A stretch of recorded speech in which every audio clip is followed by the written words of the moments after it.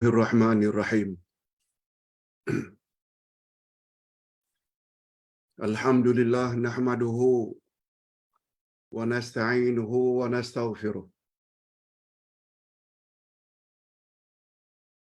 Wa na'udzu billahi min shururi anfusina wa min sayyiati a'malina.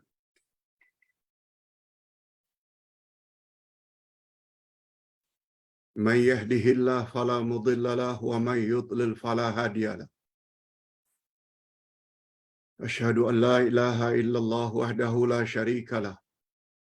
Wa asyhadu anna Muhammadan abduhu wa rasuluh la nabiyya ba'dah. Allahumma salli wa sallim ala nabiyyina Muhammad wa ala alihi wa sahbihi ajma'in amma ba'd.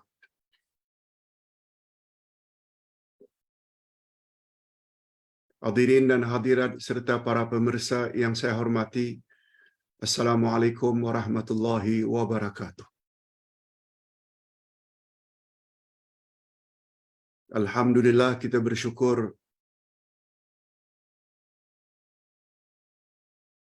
kehadirat Allah Azza wa Jalla yang berkat taufik dan restunya serta izinnya kita secara istiqamah setiap pagi menambah ilmu pengetahuan agama kita berdasarkan Quran dan Sunnah. Topik yang akan kita bahas pada hari ini adalah pelajaran yang ke-102, giliran hadis Nabi, di bawah tajuk Masuk syurga tanpa hisab. Masuk syurga tanpa hisab. Allahumma ja'alna minhum. Ya Allah, masukkanlah kami ke dalam golongan ini. Amin ya rabbal alamin. Apa maksudnya masuk syurga tanpa hisab? Kita bacakan dulu dalil-dalilnya. Apalagi menyangkut masalah akidah. Hari akhirat, syurga, neraka. Ini semuanya pembahasan akidah. Pembahasan iman.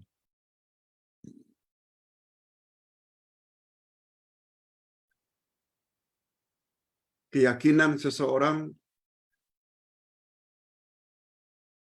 akan menyimpang bila tidak disokong oleh dalil atau hujjah atau bukti. Bukti adanya golongan masuk syurga tanpa hisab ini ada dalilnya berdasarkan hadis sahih riwayat Imam Bukhari. Dua hadis sahih kita akan bahas atau bentang dalam pertemuan pagi ini. Memang agak panjang,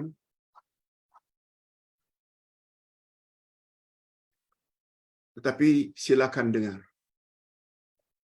Ustaz bacakan dulu hadisnya.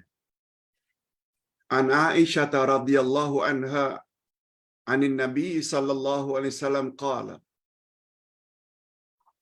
laisa ahadun yuhasabu yaumal qiyamah illa halak.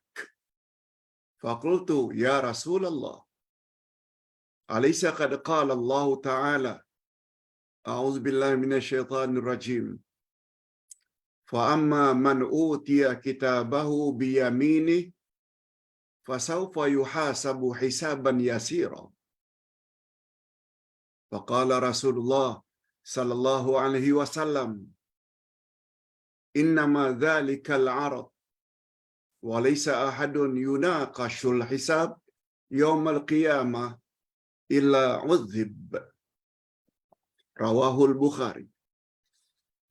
Kita terjemahkan dulu. Daripada Aisyah radhiyallahu anha, Nabi sallallahu alaihi wasallam bersabda. Apa kata Nabi?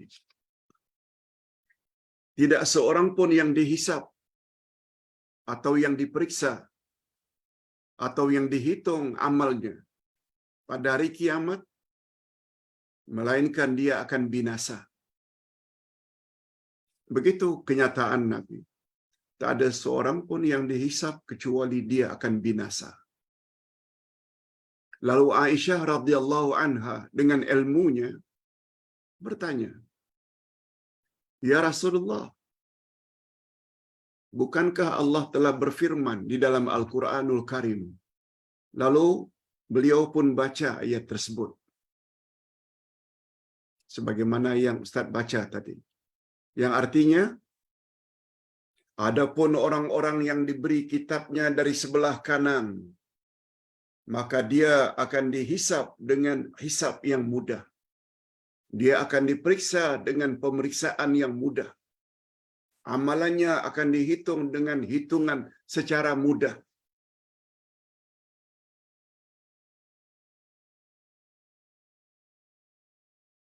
Kan maknanya orang yang menerima buku catatan amalannya sebelah kanan juga akan dihisap.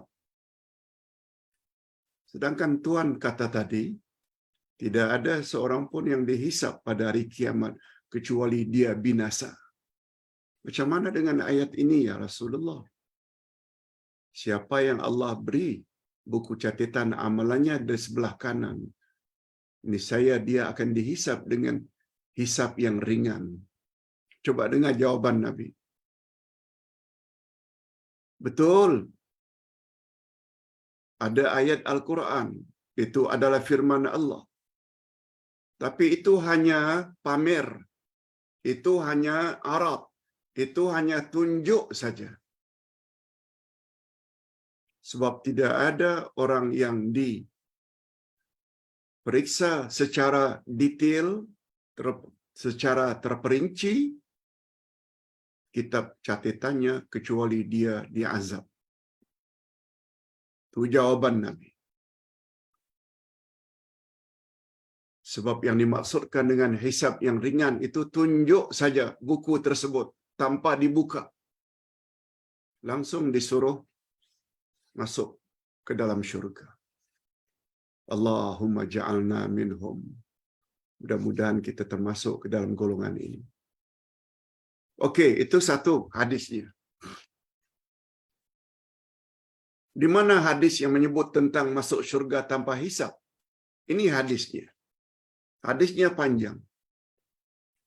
An Ibni Abbas radhiyallahu anhuma qala qala an-nabiy sallallahu alaihi wasallam uridat alayya al-umam fa ajidu an-nabiyya yamurru ma'ahu al-ummah wan nabiyyu yamurru ma'ahu an-nafar, hingga akhir hadis.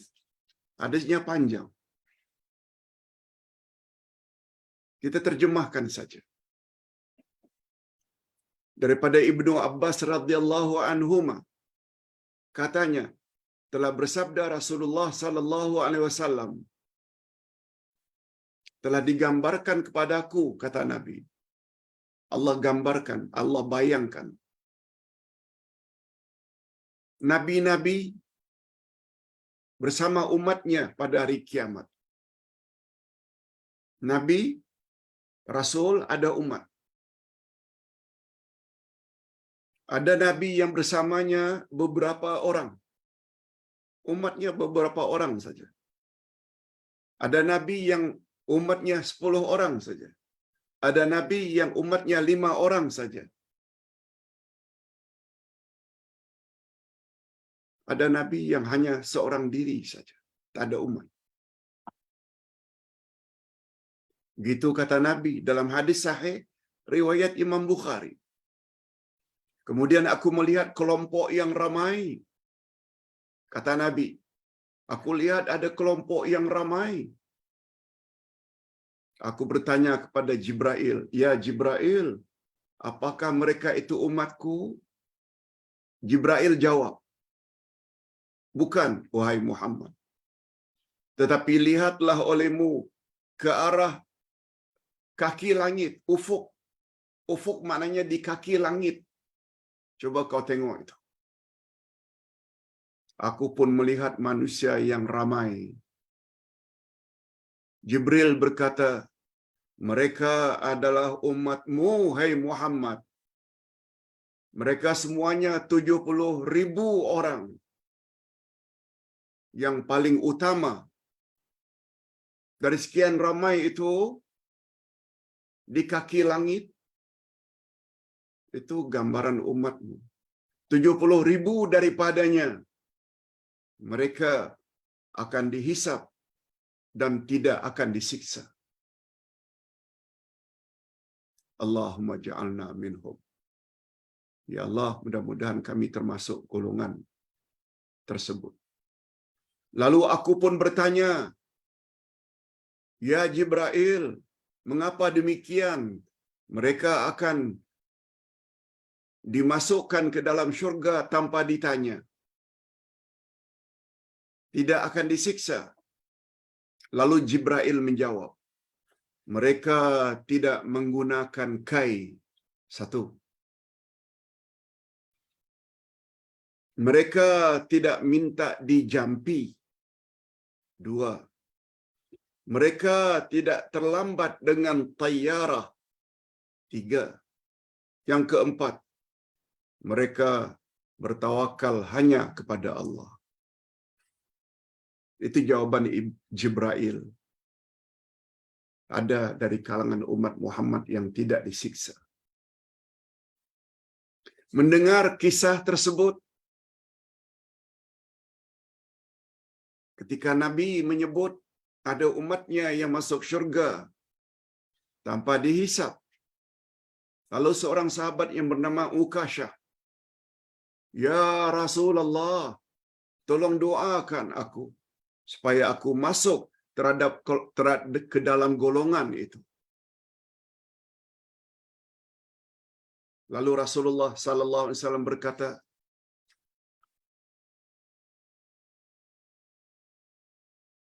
berdoa kepada Allah, Ya Rabb, masukkanlah Ukashah ke dalam golongan yang masuk syurga tanpa dihisap.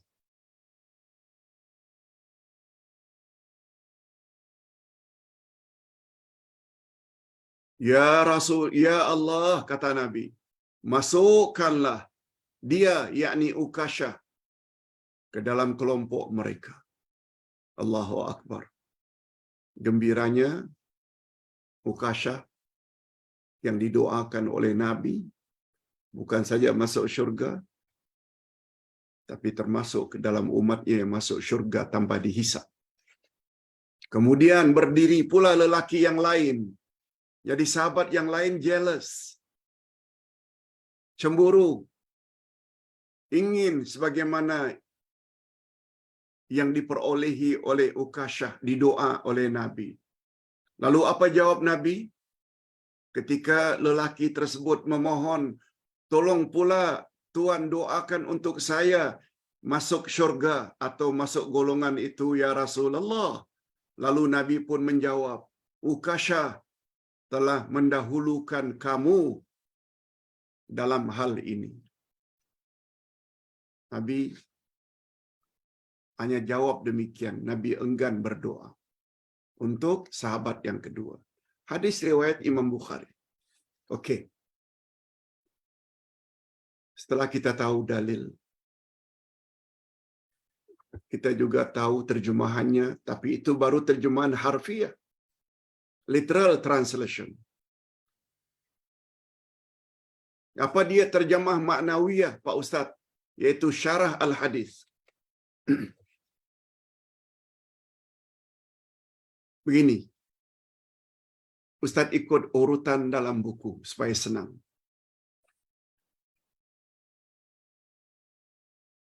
Berdasarkan dua hadis di atas, hadis sahih riwayat Imam Bukhari, dapatlah disimpulkan bahawa pada hari kiamat ada 3 golongan manusia. 3. Pertama, golongan yang akan dihisap, yang menurut Nabi mereka mesti binasa kalau dihisap. Ada golongan yang kedua, golongan yang dihisap dengan cara yang mudah.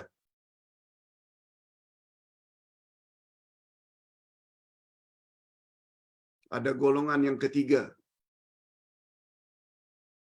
golongan yang masuk syurga tanpa dihisap. Golongan yang tidak dihisap.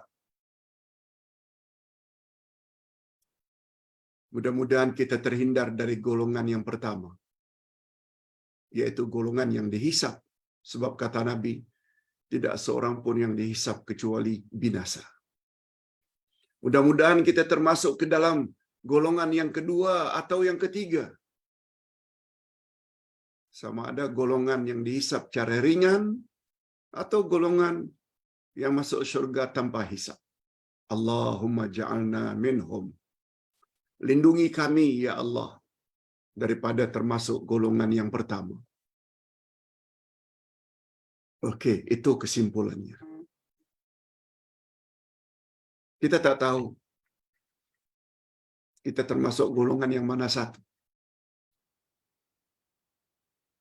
Tapi kita telah diberitahu oleh Allah melalui lisan Rasulnya untuk jadi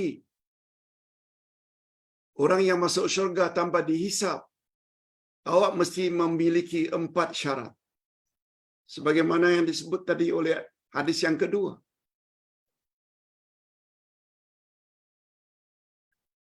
Paling kurang jadi manusia golongan yang kedua, dihisap secara ringan.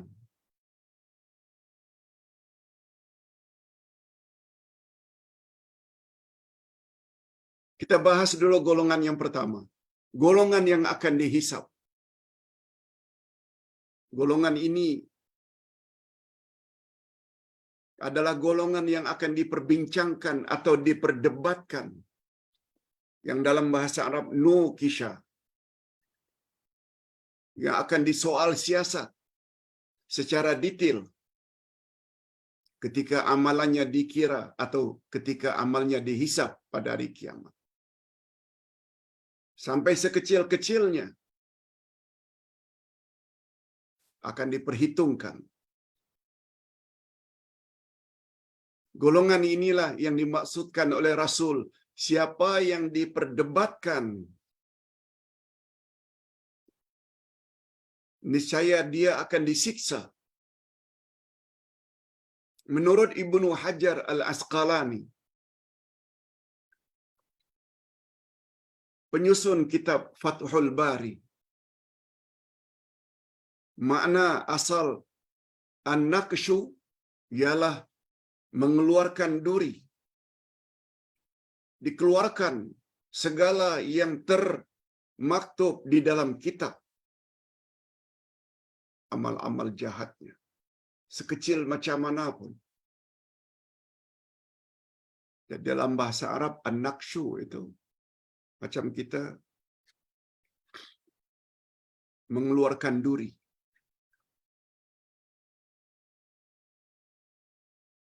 Yang tertancap pada kulit ari atau daging kita. Kita cabut. Dan dalam hal ini, segala kerja-kerja kita di dunia dulu akan dikeluarkan satu demi satu sampai perkara sekecil-kecilnya. Maksudnya di sini perbincangan yang mendalam dan menyeluruh ketika dihisap. Dari perkara besar sampai perkara kecil. Dan ketika itu tidak ada tolak ansur. Tarkul musawamah. Tidak ada ra'i-ra'i. Sama ada tentang minum arakmu, judimu, rasuahmu, ribamu, durhaka pada mak bapa, sampai dosa memfitnah, mengumpat. Lebih-lebih lagi bila takabur, menolak ayat-ayat Quran dan hadis Nabi yang sahih. Semuanya akan dibongkar. Amalan golongan ini akan dikira walaupun sebesar zarrah. Akan dikira semuanya. secara rinci, secara detail, secara terperinci. Na'udzubillah min dzalik. Adapun yang dimaksudkan dengan siksaan di sini, siapa yang dihisap dia akan disiksa, menurut ulama terkenal Al-Qadhi Iyad, dia ada dua makna. Siapa yang amalnya diperiksa, diteliti sampai sekecil-kecilnya, dia akan binasa. Kata Qadhi Iyad, dia ada dua makna. Makna pertama, perdebatan ketika dihisap, didebat, ditanya. Lebih-lebih lagi pemimpin. Kita baru saja sebut.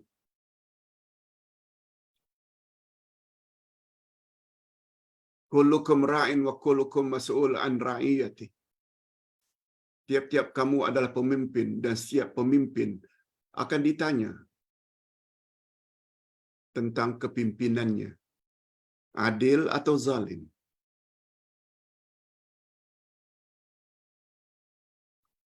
Lelaki akan ditanya terhadap keluarga di bawah pimpinannya. Dia punya isteri, dia punya anak cucu. Dia tegur tak bila mereka berbuat maksiat, dedah aurat, bergaul dengan lelaki lain, sedikit pun tak ada rasa cemburu. Demikian juga anak buat perkara tak senonoh, termasuk tidak salat, tidak tutup aurat, bergaul bebas. Si ayah diam saja, tunggu harinya akan ditanya. Itu maksudnya. Jangan jadi dayus.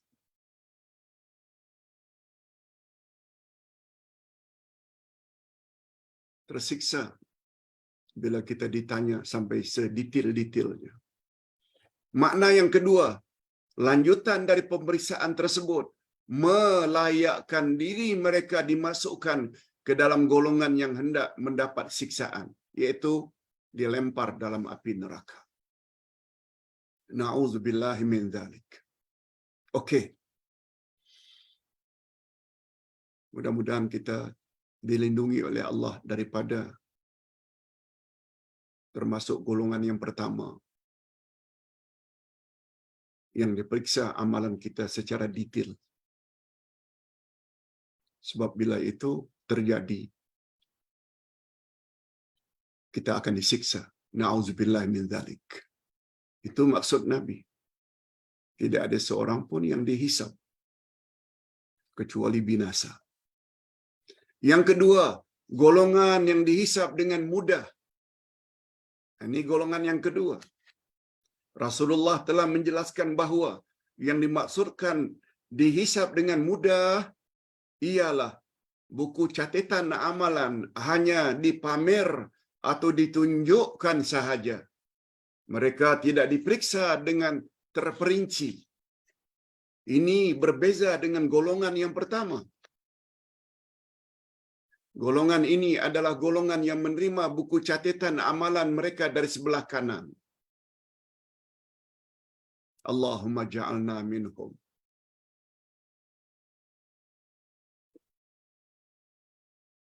Itu sebabnya kita disuruh oleh Nabi sallallahu alaihi wasallam supaya berdoa. Allahumma hasibna hisaban yasira. Allahumma, ya Allah, ya Tuhan kami, hasibna, hisabkan kami. Hitunglah amalan kami. Hisaban yasira, dengan perhitungan yang mudah. Doa dari Nabi. Dan sebentar lagi, tak lama lagi, insya-Allah akan siap dicetak buku baru Ustaz, himpunan 50 doa Rasulullah sallallahu alaihi wasallam Satu di antaranya doa itu. Allahumma hasibna hisaban yasira. Itu sebabnya kata para ulama, bila imam baca ayat terakhir dari surat Al-Ghashiyah,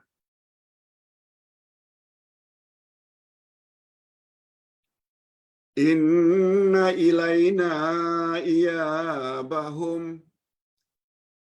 summa inna alaina hisabahum. Dua ayat terakhir dari surat Al-Ghashiyah. Sesungguhnya kepada kamilah kamu semua akan kembali.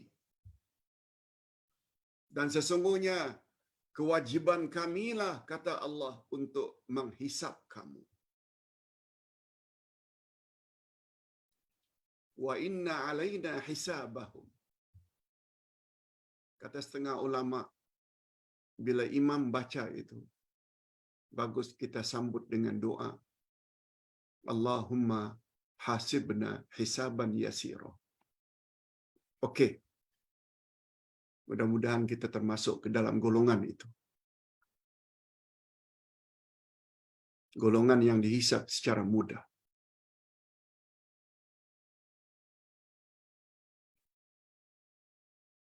Kalau Ustaz lanjutkan sedikit, mengapa dihisap dengan secara mudah? Sebab Allah sayang kita. Sebab Allah SWT kenal kita dengan pengenalan kasih sayang. Ustaz buat contoh. Umpamanya presiden negara jiran kita. Presiden dari Thailand ke, presiden daripada Singapura ke, presiden dari Indonesia ke, PM kita dah kenal dah. Ketua negara kita dah kenal dah. Dengan pucuk pimpinan negara-negara jiran. Malah seluruh negara walaupun jauh. Oleh sebab itu, apabila Presiden Indonesia masuk ke Malaysia, memanglah bawa pasport. Tapi Presiden Indonesia, begitu juga Singapura, Thailand, Filipina, yang sudah dikenal baik oleh pucuk pimpinan Malaysia, walaupun mereka bawa pasport, mereka tidak queue, mereka tidak beratur di kaunter immigration. Tidak. Barangkali hanya tunjuk saja, itu pun dibawa oleh pembantu presiden. Ini langsung disuruh masuk tanpa dibuka. Kalau ditanya mengapa? Karena pimpinan Malaysia sudah kenal dengan pemimpin yang datang.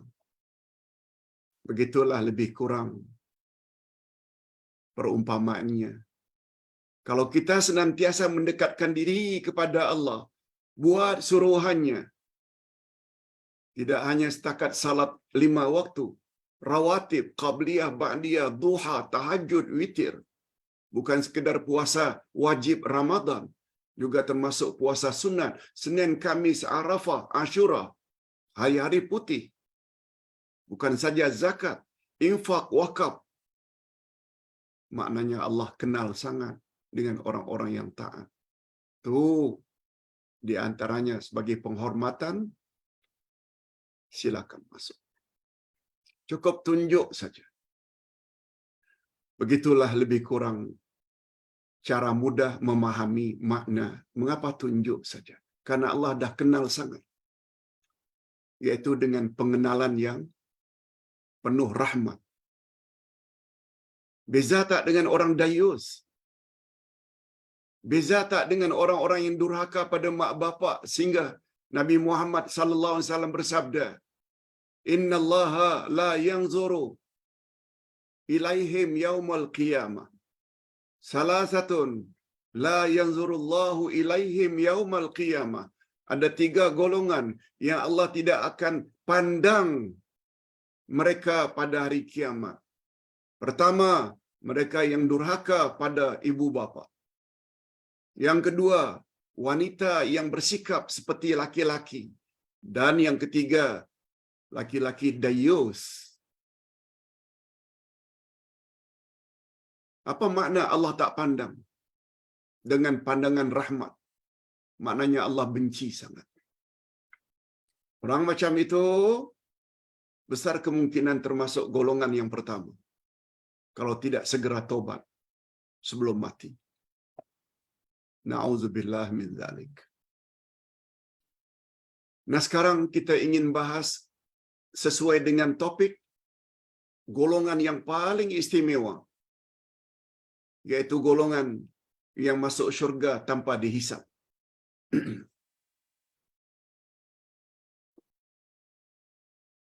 Hadirin dan hadirat rahimakumullah. Golongan ini adalah makhluk Allah yang paling mulia. Derajat mereka sangat istimewa pada hari kiamat.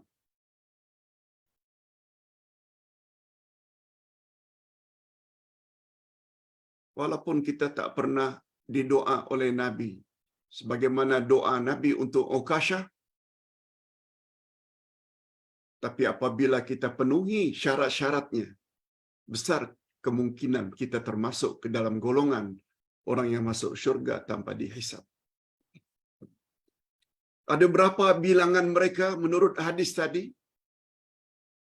70,000 saja. Tapi ada riwayat lain. Bukan 70,000. 4.900 juta orang. 4.900 juta manusia. Menurut riwayat Imam Ahmad dan Sauban. Dari Sauban. Yang mustahak apa sifat-sifat mereka, Pak Ustaz? Ada 4 sifat. Kita dah baca tadi sifatnya tertera dalam hadis sahih. Mereka tidak menggunakan kai. Yang kedua, mereka tidak mau dijampi. Tidak minta dijampi bila sakit.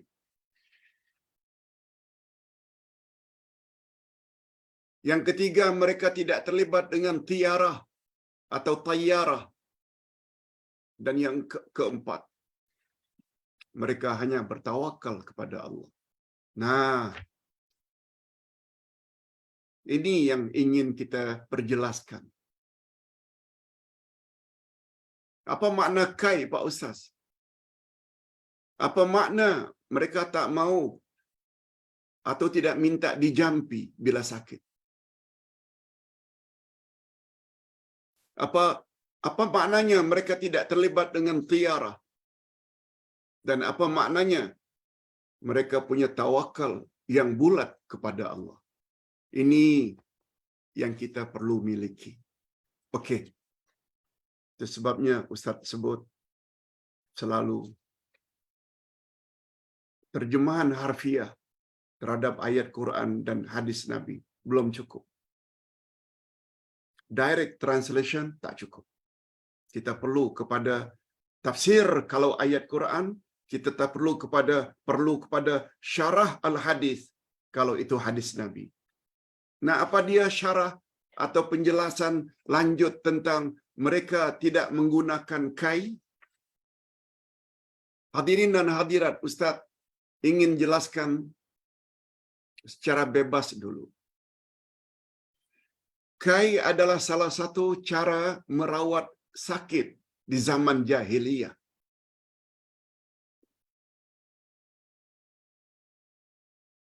Yaitu apabila besi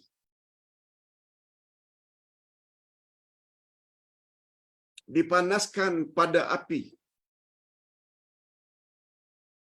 sampai merah membara.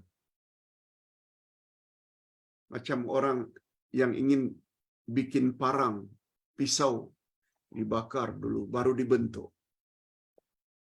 besi yang merah itu setelah dibakar membara, dicucuk atau dikenakan pada tempat yang sakit.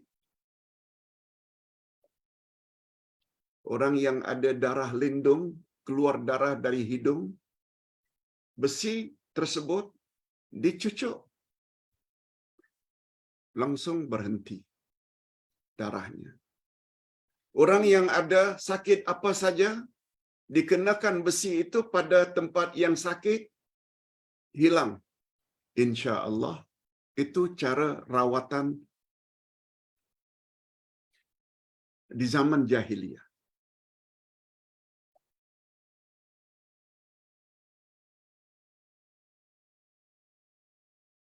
Hadirin dan hadirat rahimakumullah.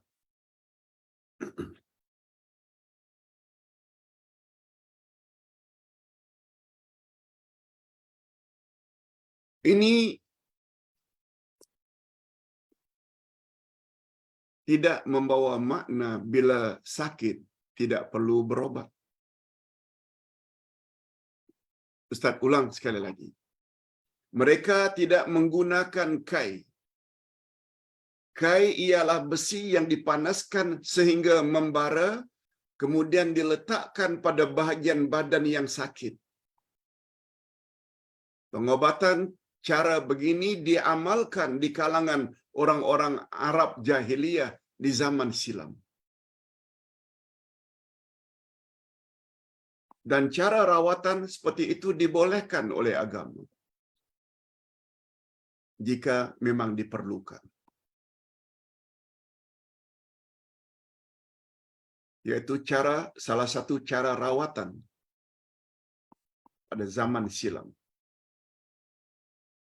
Ini tidak bermakna bahawa di antara sifat golongan yang akan masuk syurga tanpa hisab, mestilah meninggalkan pengobatan jika sakit. No. Bukan itu maksudnya.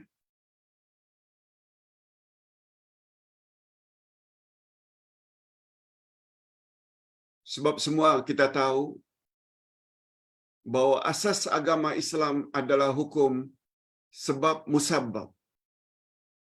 Cause and effect. Bila haus, ambil air, minum, lalu hilang dahaga. Walaupun kita yakin yang menghilangkan dahaga itu adalah Allah, tapi minum perlu tak? Sebab minum sebab untuk hilang dahaga. Bila lapar makan, bila sakit berobat. Walaupun kita tahu bila sembuh Allah yang menyembuhkan, namun obat perlu. Sebab makan obat adalah sebab untuk sembuh. Atas sebab itu kata Imam An-Nawawi,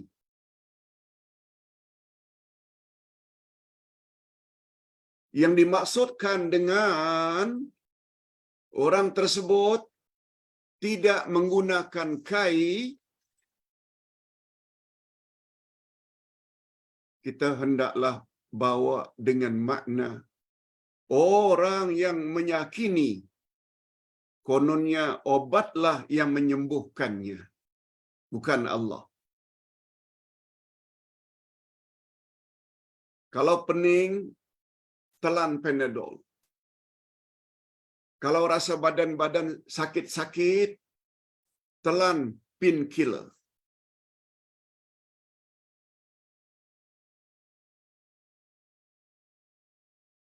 Bahaya apabila orang tersebut kononnya mendakwa Panadol lah yang menyembuhkan peningnya, painkiller lah yang menghilangkan sakitnya. Orang tersebut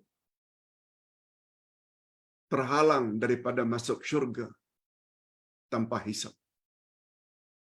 Kata Imam An-Nawawi, imam yang cukup terkenal, imam yang cukup besar dalam mazhab Syafi'i, kalaulah demikian adanya, maka maksud hadis di atas mestilah kita alihkan kepada kaum yang meyakini bahawa obat yang menyembuhkan mereka.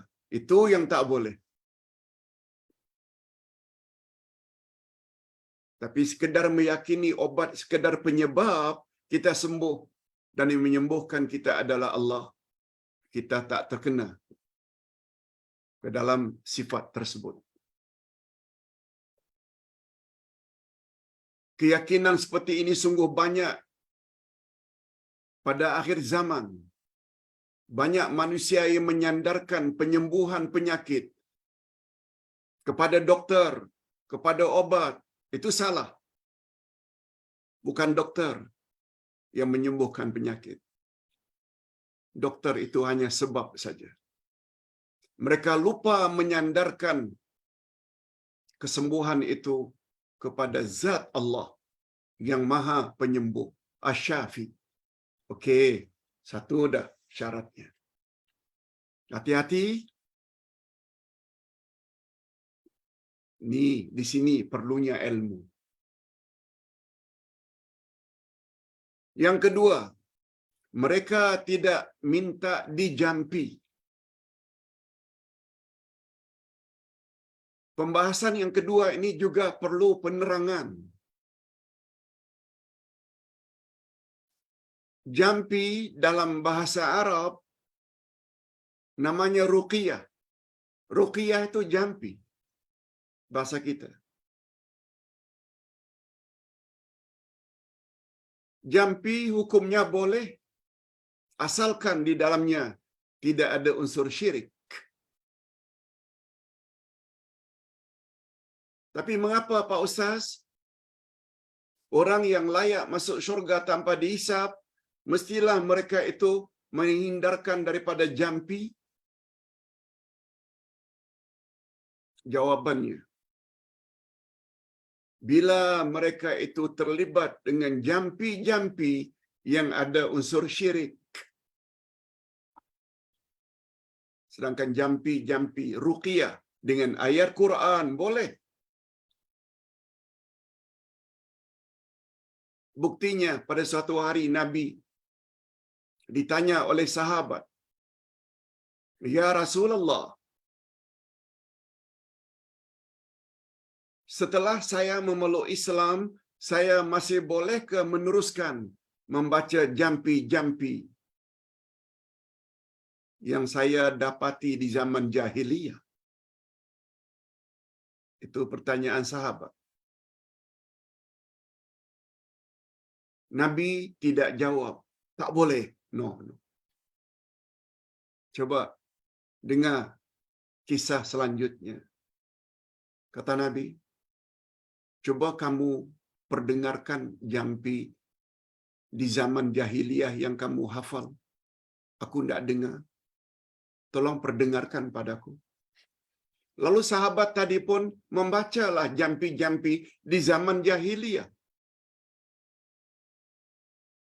Setelah Nabi dengar, apa komen Nabi? La ba'sa bih. No problem. Boleh kau baca.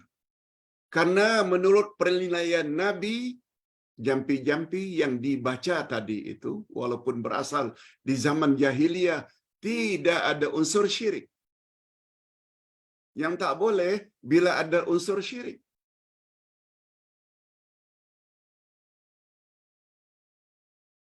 Umpamanya untuk mengenakan seseorang, merawat seseorang, untuk memukau seseorang, supaya terpedaya, menyerahkan apa saja barang-barang berharga lalu dipukau. Lalu yang memukau pun menyebut, "Hei mambang merah, hei mambang kuning, hei mambang biru." Nah, yang dipanggilnya itu mambang-mambang, jin-jin, syaitan-syaitan. Itu syirik. Yes, yang itu tak boleh.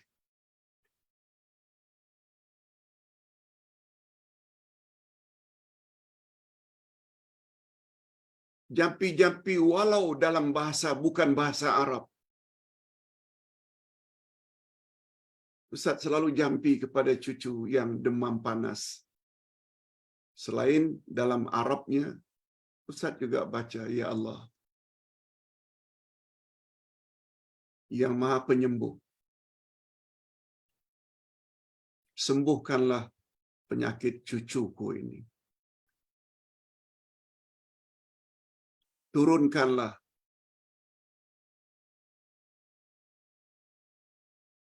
derajat kepanasan supaya normal kembali. Umpamanya sampai 39 Celsius, 40. Ya Allah, turunkanlah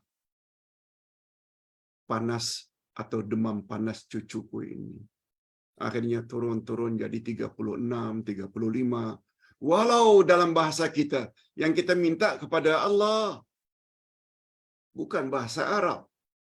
Boleh hukumnya. Apalagi kalau kita baca Adhibil Ba'sa Rabban Nas, Ishfi anta syafi, la shifa'a illa shifa'uk, shifa'un la yughadiru saqama. Wahai Allah yang Maha Penyembuh, sembuhkanlah penyakit cucuku ini.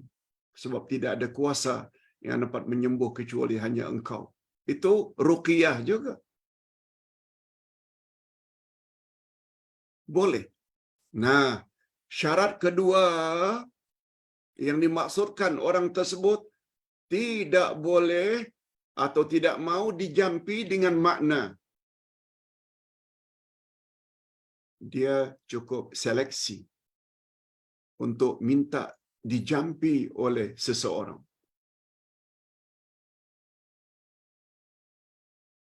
Sebagaimana selesai peresmian Masjid Mahfazah Batam, ada MC-nya punya anak yang menghafal Quran baru 17 juzuk.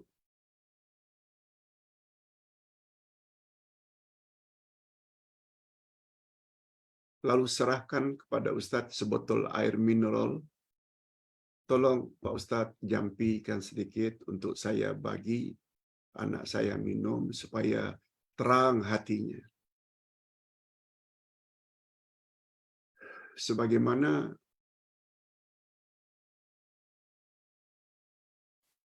beberapa minggu yang lalu, satu orang anak yang sakit, dia sedang menghafal Al-Quran, tapi dia ada sakit.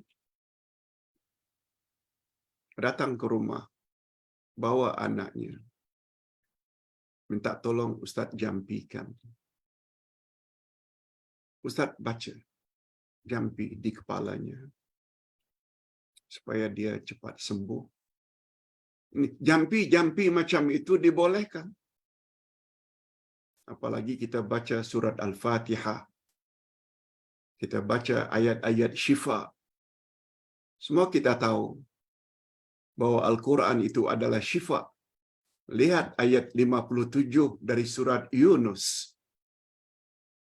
Ya ayyuhan nasu qad ja'atkum mau'izatum min rabbikum wa shifaa'un lima fis sudur. Atau ayat 82 dari surat Al-Isra. Wa nunazzilu minal Qur'ani ma huwa shifaa'un wa rahmatul lil mu'minin. Quran itu syifa. Sehingga kata Imam Ibnul Qayyim dalam kitabnya, jika seseorang tidak dapat sembuh dengan Al-Quran, maknanya obat lain tak akan dapat menyembuhkannya. Sampai begitu maknanya powerful Al-Quran sebagai penyembuh. Dan Al-Quran boleh dijadikan sebagai ruqyah. Ini tidak memberi kepahaman. Ruqyah yang tak boleh ini, sehingga seseorang itu tidak layak termasuk ke dalam golongan yang masuk syurga tanpa dihisab, karena mereka terlibat dengan ruqyah-ruqyah yang ada unsur syirik.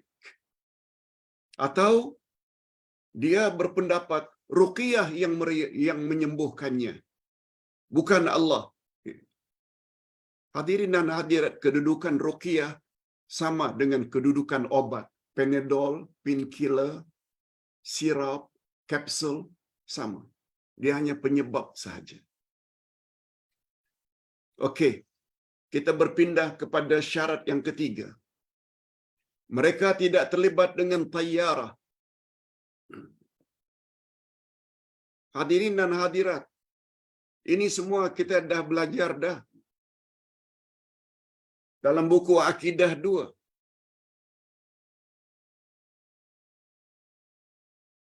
Perkara-perkara yang boleh merosakkan akidah. Ini buku 2. Di sini ada tawasul, di sini ada tiarah, di sini ada ruqyah. Sila baca. Semalam Ustaz sudah umumkan. Buku ini sudah siap. Yaitu Akidah Ahlussunnah Jilid 1, edisi baru. Yang ada penambahan lebih kurang 20 muka surat. Khasnya tentang iman kepada takdir. Hadirin dan hadirat rahimakumullah. Kita dah belajar dah tentang kai, tentang jampi. Sekarang tiarah. Nabi Muhammad sallallahu alaihi wasallam bersabda, "At-tiyaratu syirkun." Tiarah itu adalah syirik. Ni. Jadi terhalang kita masuk syurga kalau kita terlibat dengan tiarah. Kata Nabi, tiarah itu syirik.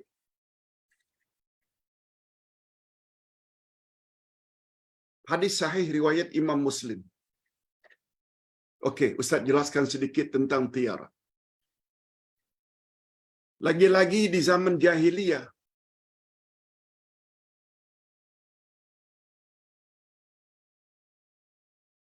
mereka apabila akan melakukan satu-satu pekerjaan, mereka akan tiarah. Tiarah diambil dari kata tair, burung. Tairon, burung. Oleh sebab itu bila mereka akan musafir, mereka akan keluarkan burung peliharaan mereka dari sangkar, lalu dilepas. Burung pun terbang. Kalau burung tersebut terbang ke arah kanan, ini satu pertanda baik. Lalu mereka pun teruskan pemergian mereka yang dicadangkan. Tapi bila burung tersebut dilepaskan lalu terbang ke arah kiri, mereka tak jadi pergi. Sebab itu satu pertanda yang tidak baik.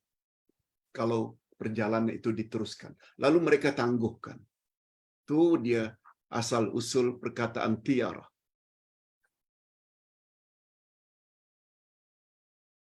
Jadi tiarah itu definisinya menghubung kaitkan sesuatu dengan musibah yang akan menimpa. Seperti orang Melayu apabila akan musafir, baru akan keluar saja rumah, dia bersin. Lalu ada dari kalangan orang Melayu beranggapan bersin itu satu lambang atau pertanda tak elok bila kita teruskan. Itu tiarah.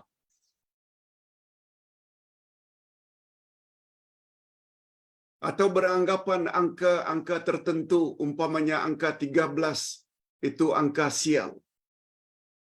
Atau beranggapan bulan-bulan tertentu tak boleh buat kenduri kawin, sebab bulan itu bulan sial.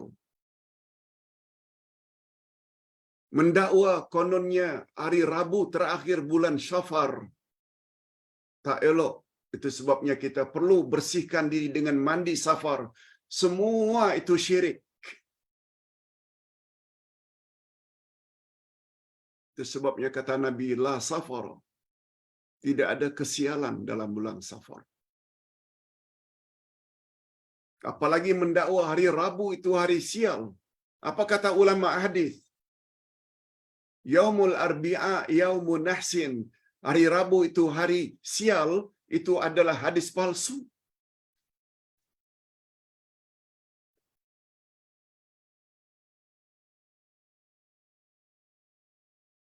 anggapan orang Arab bila perkawinan terjadi pada bulan Syawal, maka perkawinannya tidak akan bahagia. Nabi Muhammad sallallahu alaihi wasallam untuk menghapuskan budaya sesat itu, beliau justru mengawini Aisyah dalam bulan Syawal. Dan ternyata Aisyah adalah istri baginda yang paling baginda sayangi.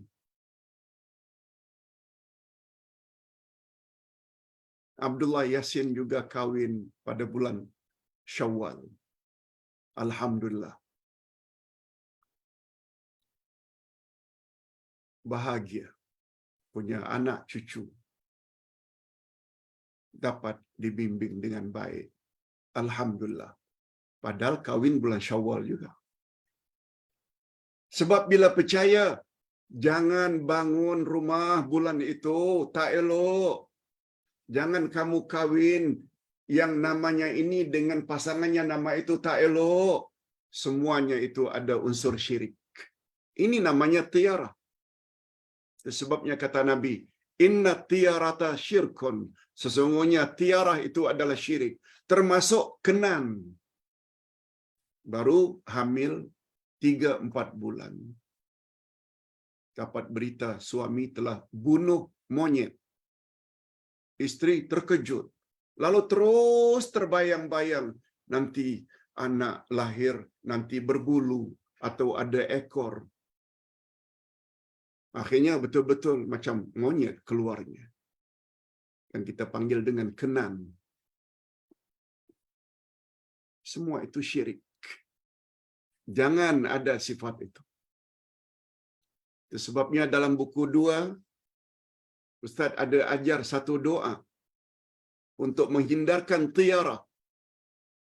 Perkara-perkara tak elok menimpa kita. Yaitu, Allahumma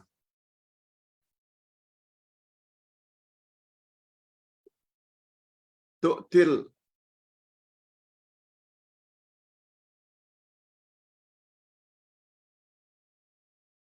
Allahumma, ya Allah, ya Tuhanku.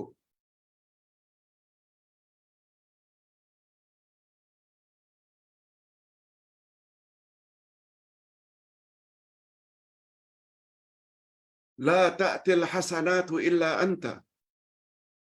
Wa la yadfa'u sayyiati illa anta. Wa la hawla wa la quwwata illa bika.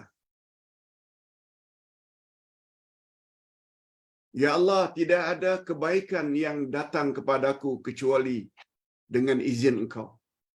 Tidak ada kebaikan yang datang kepadaku kecuali dengan izin Engkau. Dan tidak ada yang dapat menolak bahaya menimpaku kecuali hanya Engkau. Wala haula wala quwwata illa bika. Tidak ada daya, tidak ada kekuatan kecuali dengan izin Engkau, ya Allah.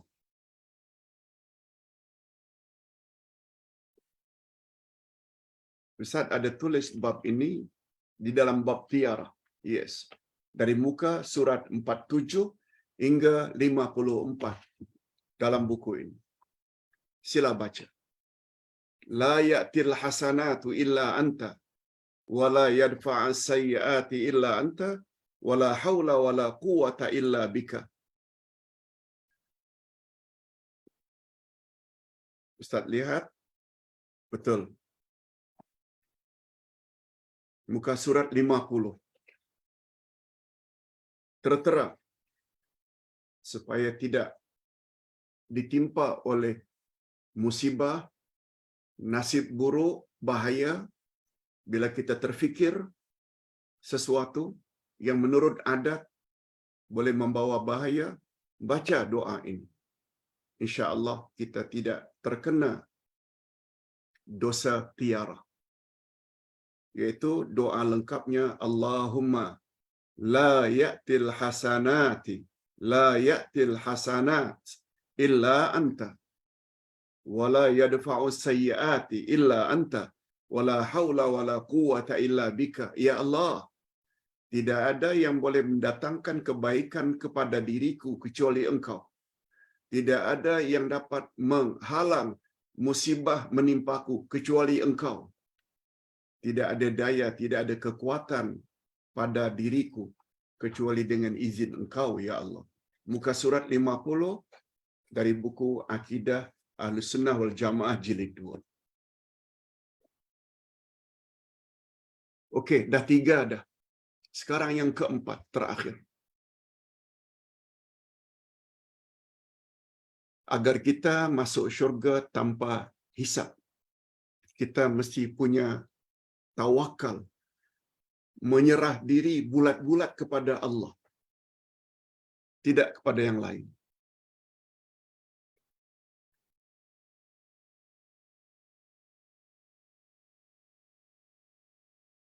Milikilah sifat sebagaimana sikap yang disebut oleh Rasulullah sallallahu alaihi wasallam, sifat tawakal yang digambarkan oleh Nabi sallallahu alaihi wasallam. Apa kata Nabi? Bertawakallah kamu kepada Allah dengan sebenar-benar tawakal.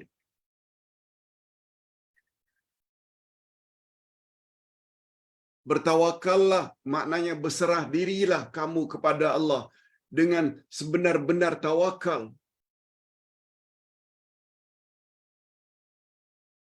Niscaya kamu akan diberi oleh Allah rezeki sebagaimana Allah beri rezeki kepada burung yang keluar dari sarangnya pada sebelah pagi, terbang mencari rezeki. Dalam keadaan perutnya yang kosong, dan apabila dia balik ke sarangnya pada sebelah petang, dalam keadaan perutnya yang kenyang. Apa maksudnya? Hadis riwayat Imam Ahmad dan Imam At-Tirmizi dan Imam An-Nasa'i. Hadis sahih. Bertawakallah kamu kepada Allah dengan sebenar-benar tawakal. Niscaya kamu akan mendapat rezeki, pemberian daripada Allah. Sebagaimana yang Allah berikan kepada burung, keluar dalam keadaan perutnya yang kosong sebelah pagi. Lalu sebelah petang dia balik dalam keadaan perutnya kenyang. Apa maksudnya? Burung bila meninggalkan sarangnya dalam keadaan perutnya lapar, dia terbang tak? Terbang ke tempat yang ada makanan. Kalau perlu dia patuk, dia patuk. Kalau perlu dia kais tanah. Kalau perlu, pokoknya dengan terbangnya burung meninggalkan sarangnya, bermakna dia berusaha. Dia bekerja sebagai usaha. Berkat usahanya, akhirnya sebelah petang dia balik. Bukan saja perutnya kenyang, sempat bawa beberapa bijiran untuk anak-anaknya yang masih kecil, yang berada di sarangnya. Maknanya, umat Islam yang tawakal, dia mesti berusaha untuk mendapat sesuatu. Bukan hanya melingkar macam ular sawa di rumah saja, mengharap sesuatu. Ingin mendapat ilmu, tapi malas belajar. Ingin kenyang, tapi malas makan. Ingin sembuh, tapi malas makan obat. Itu bukan tawakal. Itu bercanggah dengan Islam. Sebab Islam dibina di atas dasar hukum sebab musabab. Yaitu usaha, baru kita dapat sesuatu dengan izin Allah. Cause and effect. Because kita berusahalah, akhirnya kita akan hidup senang dengan izin Allah. Jadi sebagai kesimpulan, ada 3. Pertama, ketika dibangkitkan di padang mahsyar, manusia terbagi kepada 3 golongan.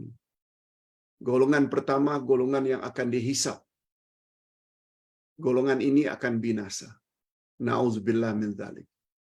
Yang kedua, golongan yang akan dihisap secara mudah. Tunjuk saja. Dan golongan ketiga ini yang paling istimewa, masuk syurga tanpa dihisap. Untuk menjadi orang yang masuk syurga tanpa dihisap ada 4 syarat.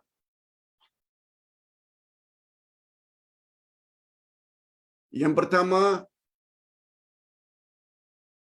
dia hindarkan kai, rawatan secara kai, dengan maksud dia tidak mendakwa obat yang dia lalui itu yang menyembuhkannya, tapi yang menyembuhkannya adalah Allah. Yang kedua, dia tidak mau dijampi. Maksudnya, tidak mau dijampi oleh jampi-jampi yang mengandung unsur syirik. Yang ketiga, dia tidak mau terlibat dengan tiarah.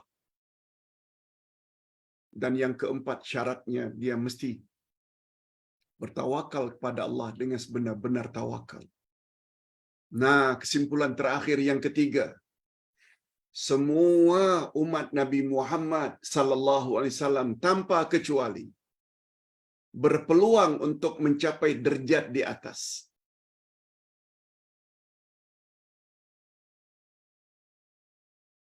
Sama ada dihisap dengan hisap yang mudah atau masuk syurga tanpa dihisap. Berpeluang. Yang penting, murnikan akidah, tauhid. Hindarkan pahaman syirik dan khurafat.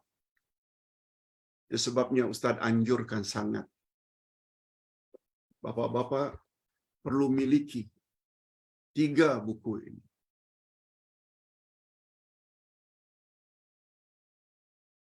Buku jilid 1 tentang rukun iman yang 6, lengkap dengan dalil-dalilnya. Buku yang kedua membahas perkara-perkara yang boleh merosakkan akidah. Dan buku yang ketiga, yaitu golongan-golongan selain Ahlus Sunnah wal Jamaah, yang kita juga perlu tahu supaya dapat menghindarkan kita daripada termasuk ke dalam golongan mereka. Seperti Syiah, Khawarij, Murji'ah, Qadariyah, Jabariyah, Qadianiyah, Mu'tazilah. Semua lengkap Ustaz jelaskan di sini. Jadi 3 buku ini sangat mustahab, sama ada untuk diri kita atau family kita. Sebab itu syarat untuk masuk syurga. Akidah mesti bersih. Perkemaskanlah sifat tawakal kepada Allah. Jangan terlalu menyandarkan sesuatu kepada sebab, karena yang dapat memberi kesan hanya Allah Azza wa Jalla. Lebih 1 jam kita bahas tentang bab masuk syurga tanpa dihisap, iaitu 1 jam 5 minit. Berikut ini kita sambung dengan menjawab beberapa soalan. Ustaz pilih 3 saja mengingat masa. Pertama sekali, Ustaz dikirim satu video ceramah seorang ustaz yang menyebut tentang, tak perlulah disebut nama ustaz dan tak perlulah ditayangkan video tersebut. Cuma kesimpulan di sini. Pertanyaan daripada jemaah, mohon pencerahan Pak Ustaz, betulkah apa yang Ustaz ini katakan dalam videonya? Ustaz tersebut mengatakan, adab-adab ziarah kubur Nabi. Adab-adab ziarah kuburan Nabi. Kata beliau ada 3 adab ziarah kubur Nabi. Pertama, kita hendaklah ada azam atau tekad untuk ziarah kubur Nabi dan Masjid Nabawi. Azam, tekad untuk ziarah kubur Nabi dan Masjid Nabawi. Yang kedua, Sebelum kita pergi ke Masjid Nabawi, sunat supaya kita mandi dulu sebelum ziarah kubur Nabi. Mandi dulu, mandi sunat. Dan yang ketiga, jangan lupa, ini yang paling mustahab. Sesampainya di kuburan Nabi, selain memberi salam, minta kepada Nabi agar Nabi berdoa kepada Allah agar Allah ampun dosa-dosa kita yang ziarah ini. Hadirin dan hadirat, walaupun poin yang ketiga ini Ustaz sudah jawab. Ketika ditanya tentang tafsir ayat 64 dari surat An-Nisa, kita dah belajar dah. Sebab minggu lalu kita dah belajar An-Nisa 77, 78, 79. Maknanya ayat 64 sudah kita tafsirkan. Sekarang jawaban Ustaz. Hadirin dan hadirat rahimakumullah.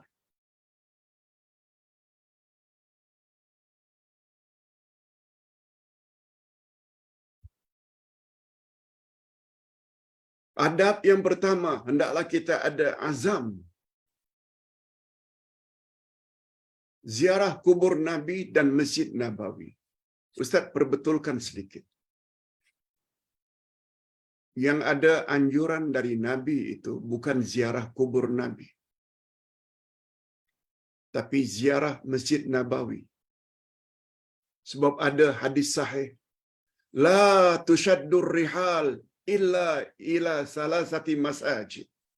Jangan kamu gagahkan pemergianmu untuk tujuan ibadat kecuali pada 3 masjid. Masjidil Haram Mekah, Masjid Nabawi di Madinah, dan Masjidil Aqsa.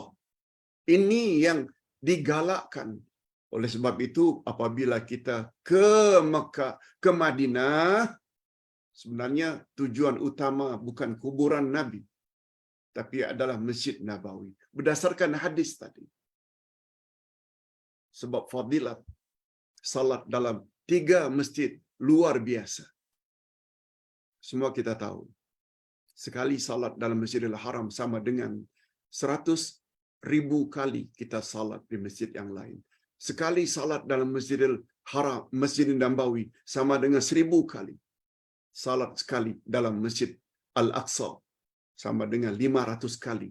Setengah riwayat 250.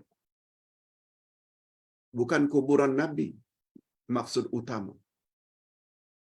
Sebab cucu Nabi yang bernama Hasan pernah menyebut ketika ada orang yang ziarah kubur Nabi.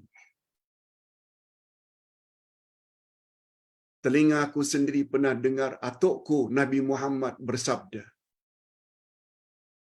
bersalawatlah kamu kepada Nabi walaupun kamu berada di Andalusia. Madinah dengan Andalusia di Spain ribuan batu. Salawat kita tetap sampai. Sebab ada malaikat khas yang membawa salawat kita kepada Nabi Muhammad sallallahu alaihi wasallam. Hadisnya panjang, terdapat di dalam kitab Riyadhus Shalihin. Kita bersalawat dari Kuala Lumpur, kita bersalawat daripada Jakarta, kita bersalawat daripada Sarawak, Sabah. Allahumma salli ala Muhammad wa ala ali Muhammad, langsung dibawa oleh malaikat khas kepada Nabi Muhammad sallallahu alaihi wasallam.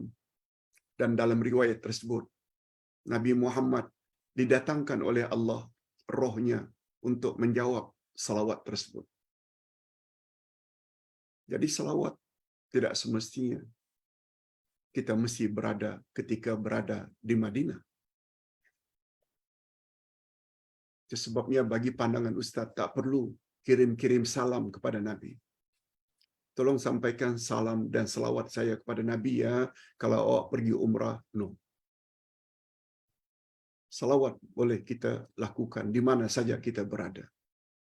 Yang kedua, mandi ketika akan ziarah kubur Nabi. Tak ada riwayat yang menyuruhkan. Berbeda mandi sempena hendak salat hari raya Idul Fitri, Idul Adha. Lain halnya mandi sempena hari Jumaat karena hendak salat Jumaat. Adapun mandi sempena hendak ziarah tak ada. Dah dua dah tertolak. Dan yang ketiga juga tertolak. Sebab ayat Quran yang berbunyi, dan kami tidak mengutus seorang rasul melainkan untuk ditaati dengan izin Allah. Kemudian apa sambungannya? Walau annahum izzalamu anfusahum ja'uka fastaghfirullaha wastaghfara lahumur rasul lawajadullaha tawwabar rahima. Ini dia bahagiannya. Apabila mereka yang banyak melakukan dosa datang kepadamu, hai Muhammad, lalu mereka minta ampun pada Allah, dan engkau juga minta ampun kepada Allah bagi pihak mereka, niscaya mereka akan dapati Allah Maha Pengampun. Betul? Ada ayat ini.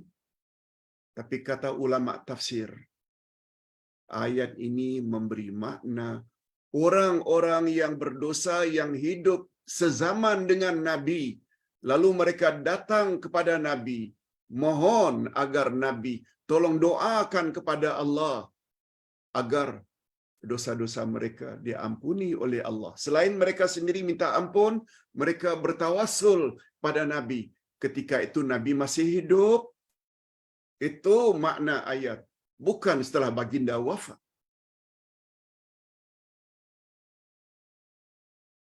Jadi pandangan Ustaz tidak setuju dengan ketiga-tiga adab ziarah kubur Nabi. Ini disampaikan oleh Ustaz berkenaan. Wallahu a'lam. Yang kedua,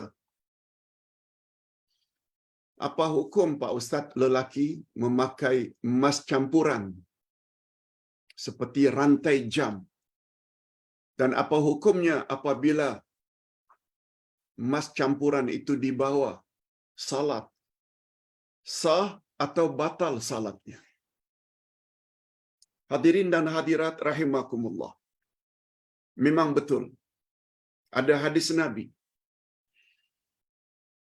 sallallahu alaihi wasallam. Pada satu hari kata Nabi, sambil memegang dua benda. Yang pertama sutra, pure silk. Yang kedua emas. Dipegang oleh Nabi. Emas ya, ini bukan emas. Jam ini bukan emas. Taruhlah ini emas. Ini sutra. Apa kata Nabi ke depan para sahabat? Hazani halalun linisa'i ummati. Dua benda ini halal dari kalangan wanita-wanita dari kalangan umatku. Halal. Sutra dan emas. Wahazani, dan dua benda ini haramun lirijali ummati. Dua benda ini haram ke atas kaum laki-laki dari kalangan umatku. Hadis ini dinilai sahih oleh Syekh Nasaruddin Albani. Wanita nak pakai sutra boleh. Wanita nak pakai emas boleh. Tapi laki-laki no. Sutra yang dimaksudkan pure silk. Sutra yang asli. Yang dibuat daripada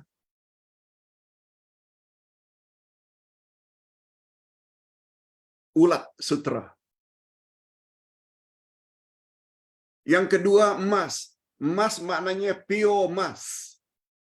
Itu sebabnya laki-laki kalau memakai sutra campuran memang lembut, tapi bukan pure silk, boleh. Begitu juga apabila emas, tapi ada campuran dengan besi ke, dengan tembaga ke, dengan perak ke, dia bukan emas lagi namanya. Oleh sebab itu, menurut jumhurul ulama, jumhurul fuqaha, lelaki memakai sutra yang bukan sutra yang pure, yang asli. Memakai rantai jam yang bukan emas yang pure, tak ada hukumnya. Malah bila dia pakai juga hukumnya haram bila yang emas tulen. Nah, sekarang pertanyaannya bagaimana kalau dibawa salat? Kalau dibawa salat ada campuran emas sedikit, itu tidak membatalkan, juga tidak membatalkan walaupun laki-laki itu memakai pure silk menutup auratnya, juga tidak batal sebab syaratnya menutup aurat. Atau dia pakai cincin emas pure, cincin emas betul-betul emas, salatnya tetap sah. Cuma hukumnya memakai pure silk haram, memakai emas haram. Itu jelas. Tapi dia tidak melibatkan sah atau tidak sahnya salat. Salatnya sah. Hanya haram memakainya. Dia dua yang berbeza, ya. Dua yang berbeza. Memakainya haram, tapi bila kita gunakan menutup aurat, ternyata pure silk, salatnya sah karena menutup aurat. Cuma memakainya haram. Memakai emas yang pure, yang asli, salatnya sah. Sebab dia tidak termasuk perkara yang boleh membatalkan salat. Okey, pertanyaan yang ketiga, terakhir. Pak Ustaz, seorang ustaz dalam kuliah di masjid kami menyarankan agar kita kalau berdoa, hendaklah berdoa dengan Sayyidina Nafisah. Bertawasul dengan Sayyidina Nafisah yang makamnya berada di Mesir. Dia, Sayyidina Nafisah ini adalah guru dari Imam Asy-Syafi'i. Imam Asy-Syafi'i juga kuburnya di Mesir. Sebab beliau pindah dari Kufah ke Mesir. Di Mesir beliau meninggal dunia. Mohon pencerahan Pak Ustaz. Bukankah kita apabila berdoa mesti direct kepada Allah? Betul. Itu sebabnya dalam buku 2, Ustaz ada sebut bab tawasul. Tawasul ada dua macam.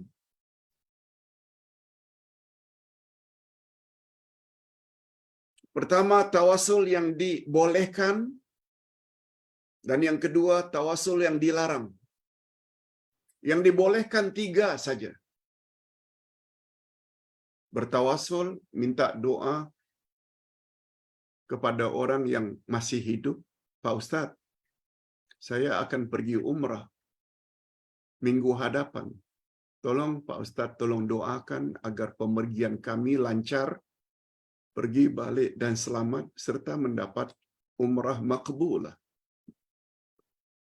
Lalu Ustaz pun berdoa, lalu diaminkan oleh jamaah.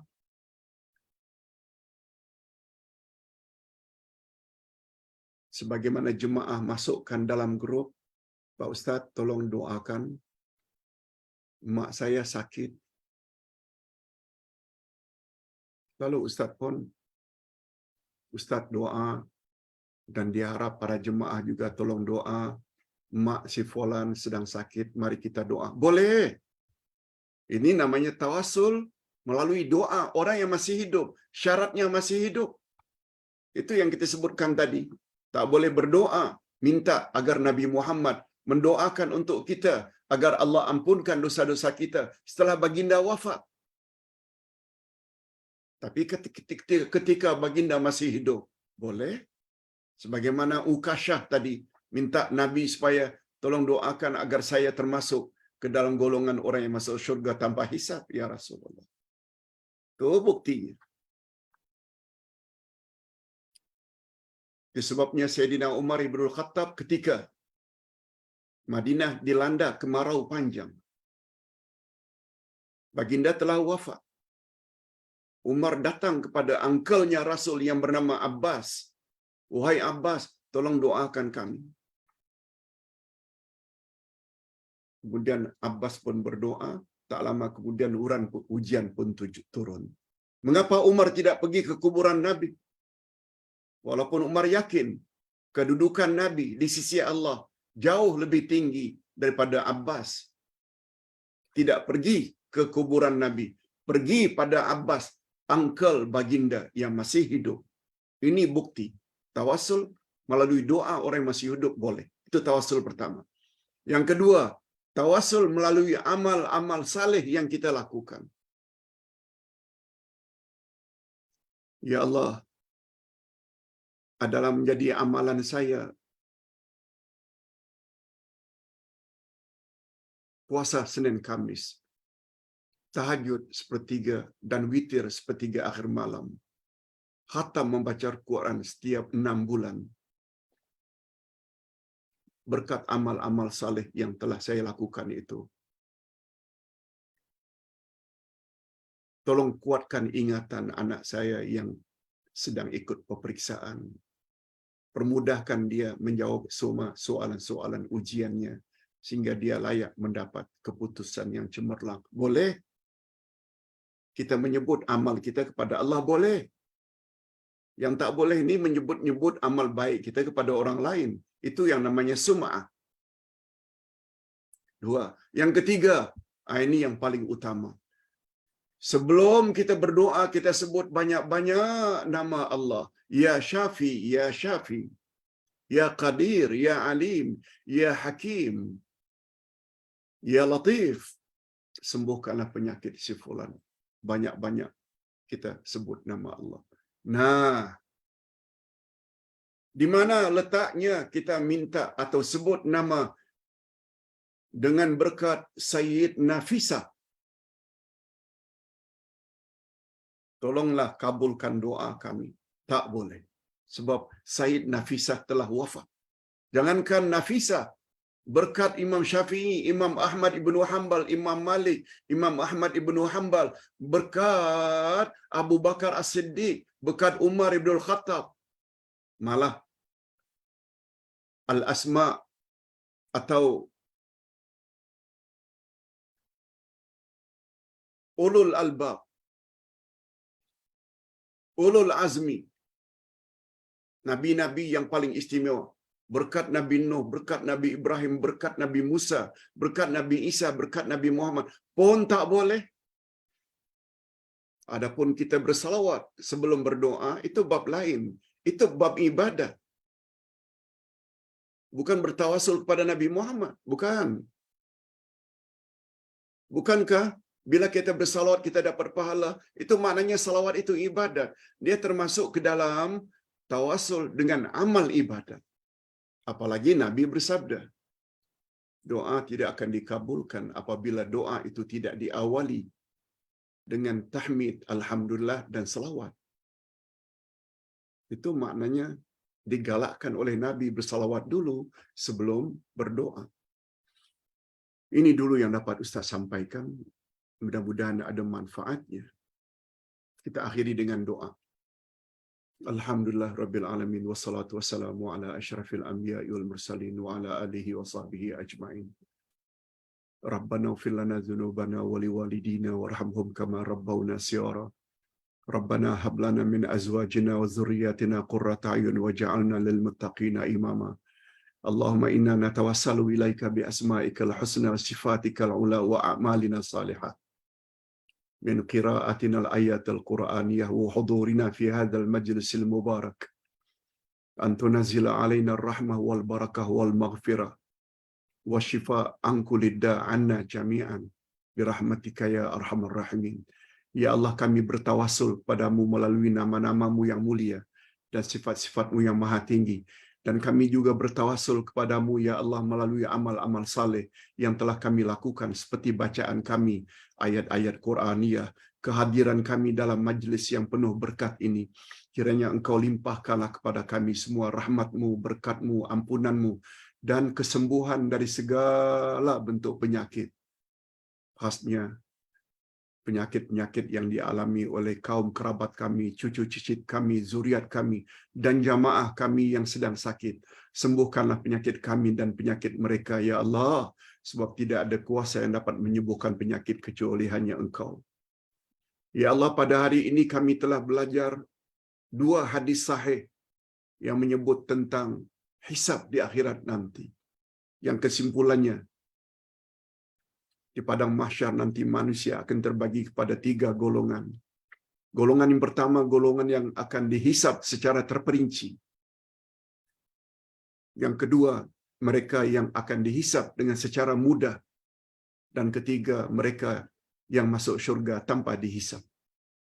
Kami mohon dilindungi ya Allah daripada golongan yang pertama, golongan yang dihisab secara terperinci, sebab tidak ada yang dihisab kecuali disiksa atau binasa. Masukkanlah kami ya Allah ke dalam 2 golongan terakhir. Sama ada golongan yang dihisab dengan mudah, yaitu sekedar menunjuk saja kitab catatan tanpa dibuka, atau masuk syurga tanpa dihisab.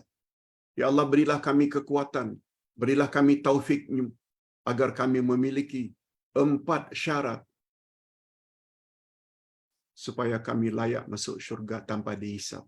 Allahumma khtim lana bihusnil khatimah wa la takhtim alaina bisu'il khatimah. Wa sallallahu ala nabiyyina Muhammad wa ala alihi wa sahbihi ajma'in. Subhana rabbika rabbil izzati amma yasifun wa salamun alal mursalin walhamdulillahi rabbil alamin. Subhanakallahumma wa bihamdik asyhadu an la ilaha illa anta astaghfiruka wa atubu ilaik. Wassalamualaikum warahmatullahi wabarakatuh.